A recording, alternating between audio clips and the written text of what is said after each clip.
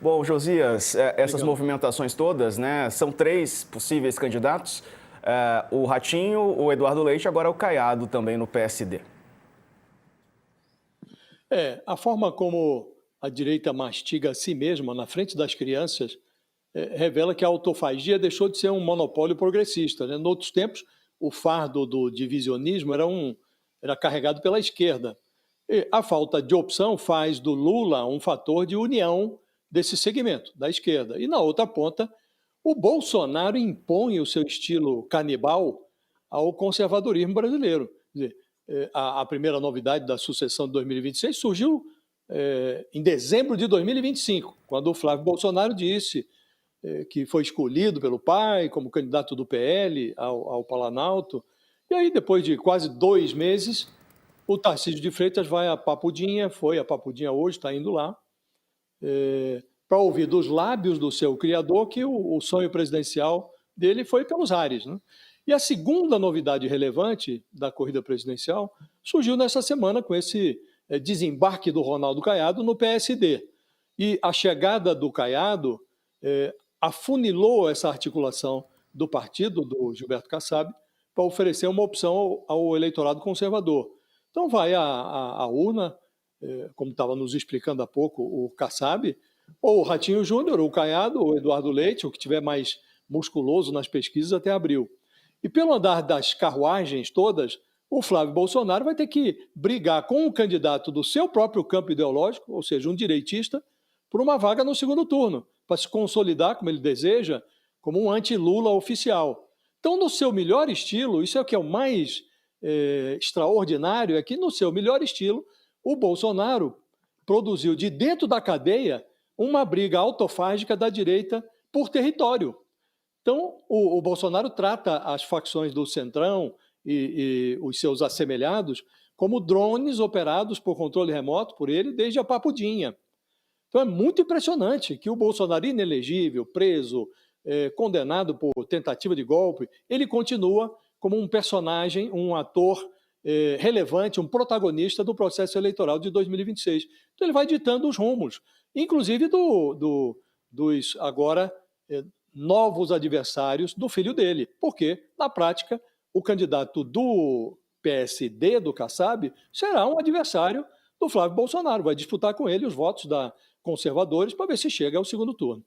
Sakamoto, agora, que bagunça é o nosso país, né? Porque o PSD, por exemplo, vai estar no palanque estadual, tô falando de São Paulo agora, com o Tarcísio, mas tem ministros no governo Lula, vai ter um candidato à presidência muito provavelmente, mas vai subir no palanque junto com outro, que será Flávio Bolsonaro, por mais que também apoiem o presidente Lula em outros estados. Uma bagunça, né? E considerando que não tenha dúvida nenhuma que por exemplo, lança Flávio Bolsonaro presidente, lança Tarcísio governador. Vai ter eventos públicos e políticos num palanque, fisicamente, em que vai ser um evento tanto para o governo do Estado de São Paulo quanto para o governo federal. E aí, por conta disso, muito provavelmente, Kassab estará naquele palanque. Então, ele vai estar celebrando, vai estar naquele momento, sendo fotografado ao lado de Flávio Bolsonaro e de Tarcísio. E aí, depois, num outro palanque com o seu candidato, né? Com o candidato não, provavelmente, talvez, um candidato do PSD ou do grupo coligado a ele no Estado. Né? Porque é o seguinte, nenhuma candidatura nacional ela é real se não tiver palanque viável, concreto, forte em estados-chave. Precisa ter, nos estados populosos, precisa ter palanque, porque aquele voto dado ao político local também é transferido ao político nacional. O político nacional vai ter um terreno para ajudá-lo a prosperar naquela região. Se não tem isso, então a candidatura é pro forma só. Você precisa de um palanque forte. Então, se o PSD tiver um palanque forte em São Paulo que não seja o palanque do Tarcísio, né, vai acabar gerando essa dualidade. E se o Tarcísio não vai topar participar de 2 palanques simultaneamente. Primeiro que nem ele não é nem do PSD, ele é do Republicanos. E se ele fizer isso, a família Bolsonaro carca ele. Fala, tá de brincadeira, meu amigo? Né? Então, realmente, é uma situação complicada, no final das contas. Agora, tem um ponto e isso, é claro que é uma análise que eu venho fazendo já faz algum tempo, que é o seguinte, o Lula tem o seu piso lá de 30 e poucos %. O bolsonarismo também tem seu piso. Né? Aí varia de acordo com a medição, 20 e poucos, 30 ou 19, varia de acordo com a medição e com a metodologia usada. Quem não tem seu piso é a direita, essa outra direita que está procurando um outro caminho para poder se viabilizar. Eles não têm o piso deles. Né? Até teria, em tese, dá para pegar comparação no passado, em 2018, quando sai Haddad e sai Bolsonaro, saiu outros candidatos, saiu o próprio governador Geraldo Alckmin, na época, hoje o vice-presidente Geraldo Alckmin.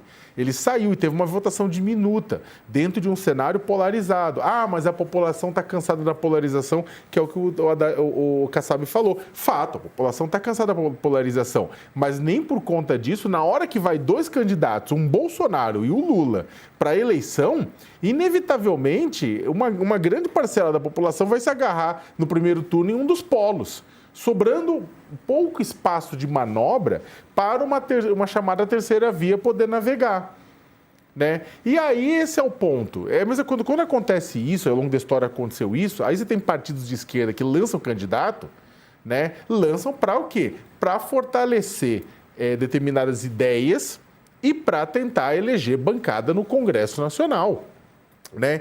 Então, por isso essa é a minha pergunta também para o Kassab, se isso, na verdade, também não faz parte de uma estratégia para fortalecer a bancada do PSD na Câmara e no Senado, mas sem muita expectativa com relação à eleição. Eu tenho baixa expectativa que na hora que lança, se for essa configuração, lança o Bolsonaro e lança o Lula, você não sobra muito voto para o pessoal de uma terceira via poder navegar, porque a discussão vai estar mais polarizada no primeiro turno mesmo. O que sobraria é uma coisa para poder vender determinadas ideias, a marca se fortalecer para uma outra candidatura e tentar com isso fortalecer as posições na Câmara e no Senado do partido.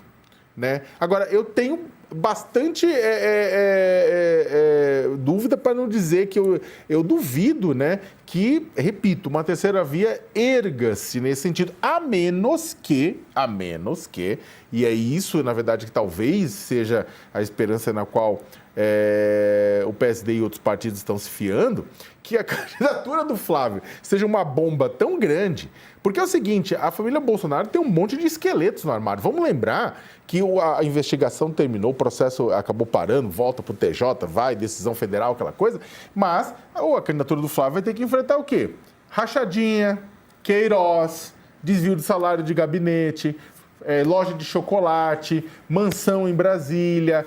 Todo esse pacote vai ter que ser respondido pelo Flávio na campanha. Ah, mas foi enganado. Não importa, vai ser questionado, perguntado, fora toda a rejeição da própria família Bolsonaro.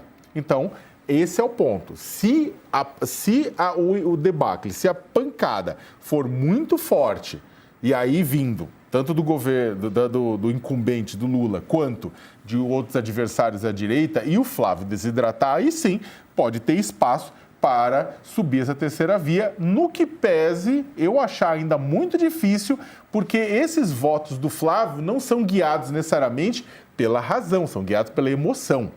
É o voto do bolsonarista raiz, é o voto do bolsonarista não raiz, mas que está com o Bolsonaro. E esse pessoal, repito, da mesma forma não me xinguem, da mesma forma que o petista raiz, que o lulista raiz, não é guiado necessariamente pela razão, mas pela emoção.